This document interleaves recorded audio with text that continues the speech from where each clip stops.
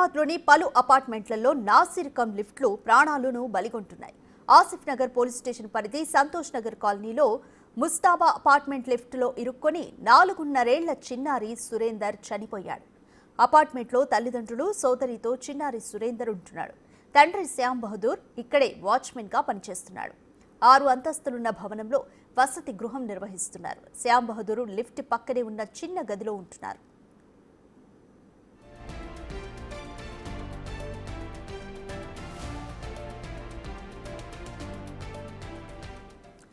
బుధవారం రాత్రి 10 గంటల టైంలో సురేందర్ ఆడుకుంటూ లిఫ్ట్ తలుపు మధ్యకు వెళ్లగా ఎవరూ గుర్తించలేదు. 10 నిమిషాల తర్వాత సురేందర్ ఎక్కడున్నాడని వెతగ్గా లిఫ్ట్ మధ్యలో ఇరుక్కొని రక్తపు మడుగులో అపస్మారక స్థితిలో ఉన్నాడు. తల్లిదండ్రులు రోధిస్తుండగానే అపార్ట్మెంట్ వాసులు పోలీసులకు ఫిర్యాదు చేయగా వారు లిఫ్ట్లో ఇరుక్కున్న బాలుడిని హుటాహుటిన ప్రైవేట్ హాస్పిటల్కు తరలించారు. అప్పటికే చనిపోయాడని వైద్యులు చెప్పారు.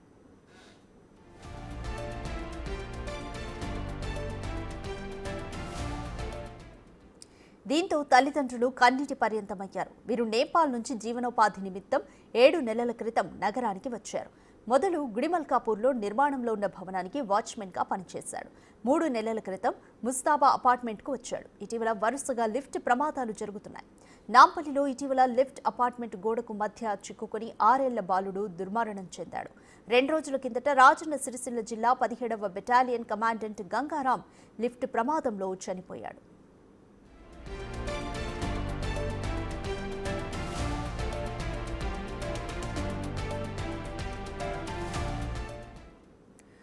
రైట్, ఇదే విషయంపై మోర్ డీటెయిల్స్ మా ప్రతినిధి సాగర్ అందిస్తారు. సాగర్, ఆసిఫ్ నగర్ పోలీస్ స్టేషన్ పరిధిలో ముస్తాబా అపార్ట్మెంట్లో లిఫ్ట్లో ఇరుక్కొని 4.5 ఏళ్ల చిన్నారి సురేందర్ చనిపోయాడు. ప్రమాదం ఏ విధంగా జరిగింది? అలాగే ఇటీవల హైదరాబాద్లో లిఫ్ట్ ప్రమాదాలు కూడా భారీగా పెరిగిపోతున్నాయి. అసలు లిఫ్ట్ మెయింటెనెన్స్కి సంబంధించి ఎటువంటి జాగ్రత్తలు తీసుకోవాలి? ఆసిఫ్ నగర్ పోలీస్ స్టేషన్ పరిధిలో సురేందర్ అనే 2 సంవత్సరాల బాలుడు లిఫ్ట్ కి మధ్యలో ఉన్న జాబ్ లో చిక్కుకొని అక్కడికక్కడే మృతి చెందిన పరిస్థితి. సో గతంలో కూడా ఈ తరహా ఘటన నాంపల్లి పోలీస్ స్టేషన్ పరిధిలో చోటు చేసుకుంది. ఇటు అంటే హైదరాబాద్ నగరంలో లిఫ్ట్లు జనరల్ గా మెయింటెనెన్స్ రెగ్యులర్ గా మంత్లీ ఒకసారి మెయింటెనెన్స్ చేయాల్సి ఉంటుంది. కానీ మెయింటెనెన్స్ చేయకపోవడంతో కొన్ని టెక్నికల్ ప్రాబ్లమ్స్ వల్ల ఈ లిఫ్ట్లు పనిచేయకపోవడము, మధ్యలో ఆగిపోవడము, జనరల్ గా లిఫ్ట్ బటన్ ప్రెస్ చేసిన వెంటనే పైకి వెళ్ళాలి. కానీ డోర్ క్లోజ్ చేయక ముందే లిఫ్ట్ లో వెళ్తున్న పరిస్థితి, కిందికి పైకి వెళ్తున్న తరుణంలో ఈ తరహా ప్రమాదాలు జరుగుతున్నట్లుగా కూడా తెలుస్తుంది. అయితే గతంలో ఈ మధ్య కాలంలో కూడా ఇది 3వ ఘటనగా కూడా చెప్పుకోవచ్చు.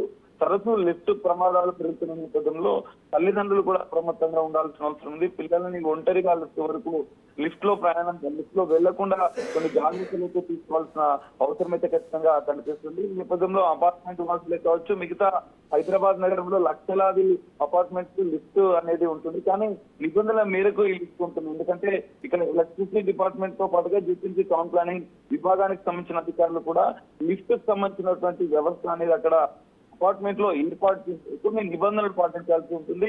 ఆ లిఫ్ట్ లో ఎలాంటి టెక్నికల్ ప్రాబ్లమ్స్ లేకుండా ఉండేందుకు కొన్ని నియమ నిబంధనలు ఉంటాయి. వాటిని పాటించకుండా కూడా హైదరాబాద్ లో లక్షలాది లిఫ్ట్లను ఏర్పాటు చేసినట్టుగా కూడా తెలుస్తుంది.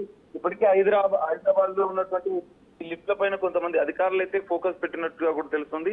తరచూ ప్రమాదాలు జరుగుతున్న నేపథ్యంలో ఆ ప్రమాదాల నివారణ కోసం ప్రత్యేక చర్యలు చేపట్టేందుకు సిద్ధమైనట్లుగా కూడా తెలుస్తుంది. ఇప్పటికే లిఫ్ట్ అసోసియేషన్ కూడా కొన్ని ప్రత్యేక చట్టాలను ఏర్పాటు చేయాల్సి వస్తుంది. ఎందుకంటే నిబంధనలు లేకుండా ఒక అసెంబ్లీ కంపెనీకి సంబంధించిన వ్యక్తులు కూడా ఈ లిఫ్ట్లను ఏర్పాటు చేయడం, ఇన్స్టాల్ చేయడము, అవి టెక్నికల్ ప్రాబ్లం వల్ల ప్రమాదాలకు దారి తీయడం జరుగుతుంది.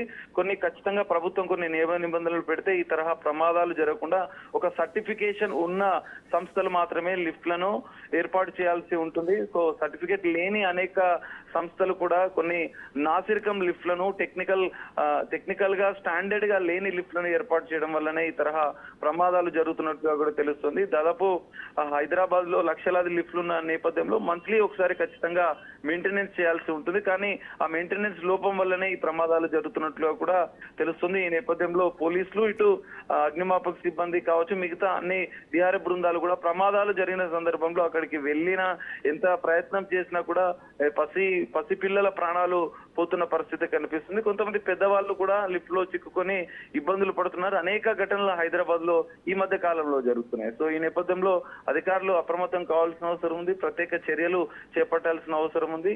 చిన్నపిల్లల విషయంలో మాత్రం తల్లిదండ్రులు ఖచ్చితంగా పలు ముందు జాగ్రత్త చర్యలు అయితే తీసుకోవాల్సిన అవసరం కనిపిస్తుంది. ఈ రాధిక.